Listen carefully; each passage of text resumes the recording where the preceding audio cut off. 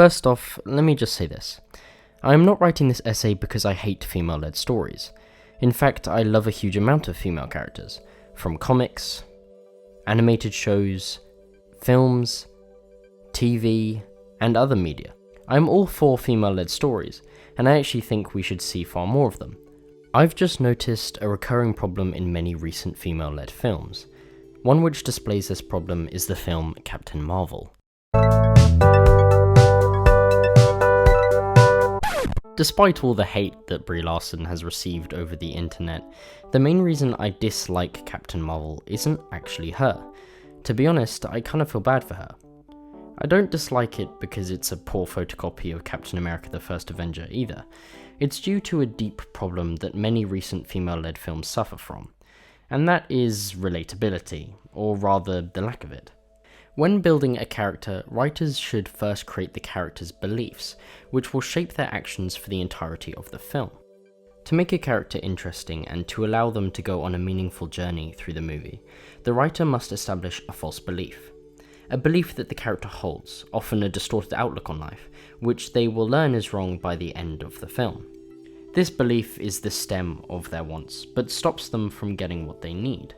We see good examples of this in The Matrix, Sicario, and There Will Be Blood. Tyler Mary did a phenomenal video on how to create good characters by looking at these films, so check that out.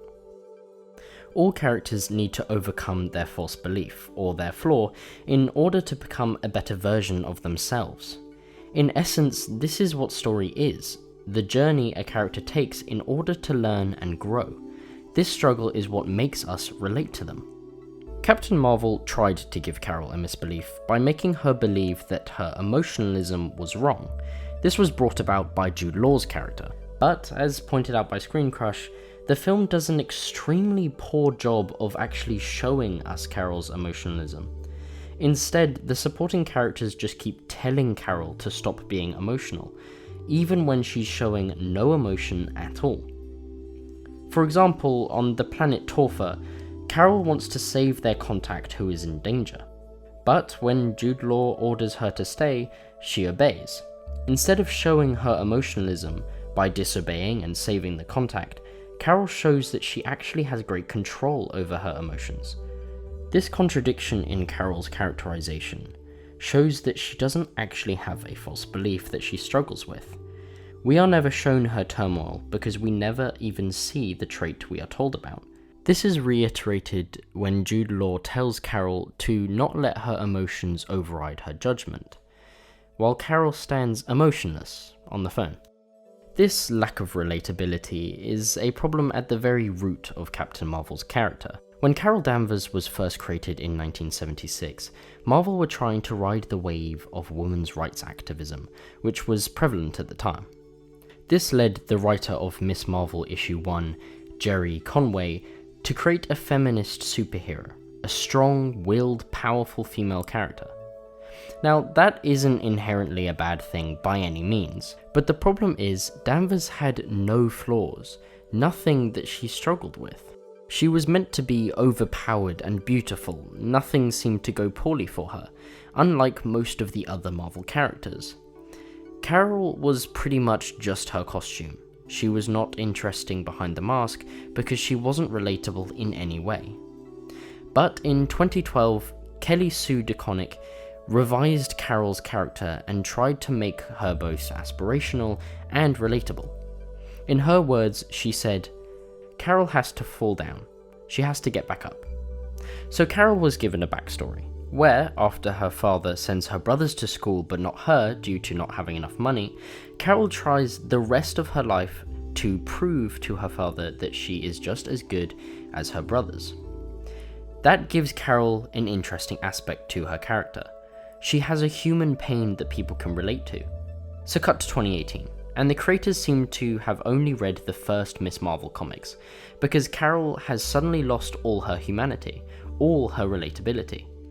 If they had focused on this backstory, the climactic line in the film, "I have nothing to prove to you," would have had emotional weight, as Carol learns she doesn't have to prove herself, the false belief that she has been believing her whole life. So what went wrong? Well, we might be able to answer that question by looking at another poorly written female lead, Rey Palpatine. Or is it Rey Skywalker? Oh, these films are stupid. Rey's sole purpose wasn't to be a good character in a good Star Wars film. She was supposed to be an icon. But as pointed out by Thor Skywalker, that is something she has to earn by being a good, well-written character. But it seems to me that most creators nowadays think you can manufacture an icon by simply making them powerful. Rey is the most powerful character in Star Wars, displaying completely ridiculous feats such as going from struggling to defeat a bunch of scavengers to killing the best trained warriors in the galaxy in less than a week. She also uses Force lightning because she was trying hard, instead of decades of dedication and training like the rest of the Sith. So that seems to be the same problem with Captain Marvel. The film was to be the first female-led film in the MCU, and sadly, instead of creating a great and relatable character who earned her place as a female icon, Marvel created a bland character whose only trait was being powerful. The problem is how the creators view being a hero. This is the same distorted outlook which ruined the original Carol Danvers, and that is the belief that power makes someone heroic. But in reality, heroism isn't being flawless, but constantly falling and every time getting back up. That's why Spider-Man and Batman are considered by many to be the best superheroes, because despite their constant failure, they always get back up.